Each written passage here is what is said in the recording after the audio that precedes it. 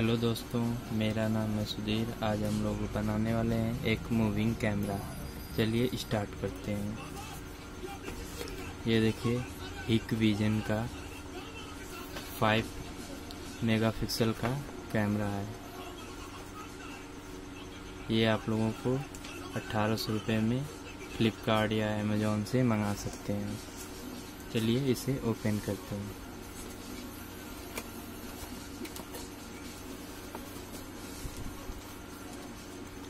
ये देखिए, दीवार में फिक्स करने के लिए स्टिकर दिया गया है।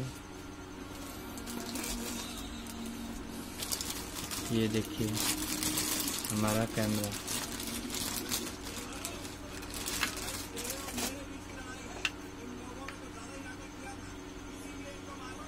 ये देखिए, यहाँ पे LDR लगा है और यहाँ पे IR लाइट लगी हैं और ये रहा बीच में हमारा कैमरा।